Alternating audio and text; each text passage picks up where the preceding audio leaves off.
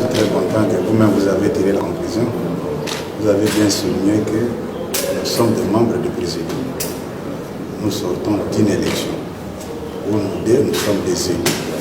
Nous devons nous concerter par rapport à l'avenir.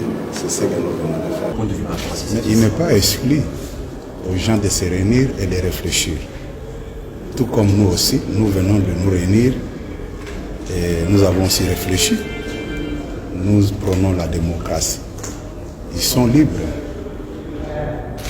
d'envisager, d'avoir des ambitions, ce qui est tout à fait normal. N'oubliez pas que la RDC, c'est un État qui prône la démocratie. Et nous ne pouvons pas empêcher les membres de l'Union sacrée de se réunir. Le danger peut intervenir seulement quand les gens se réunissent pour comploter contre l'Union sacrée. Or, dans les réflexions, je ne vois pas ce qui peut m'inquiéter. Nous sommes des responsables politiques aussi.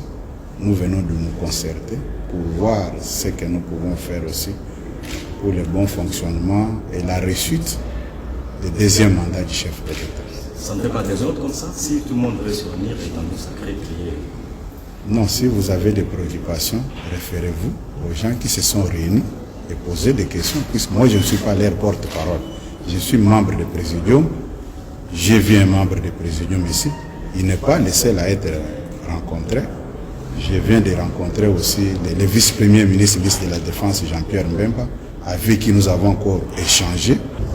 Oui, comme je l'ai dit tout à l'heure là, quand j'étais avec le président du Sénat, nous sommes les membres du présidium de l'Union sacrée et nous venons d'une élection où nous deux nous sommes élus comme députés au niveau national. Et il est normal qu'on puisse se concerter pour voir l'avenir de notre plateforme politique l'Union sacrée. Qu'est-ce que nous pouvons faire? Et voilà un peu. Celui qui nomme l'informateur, c'est le chef de l'État.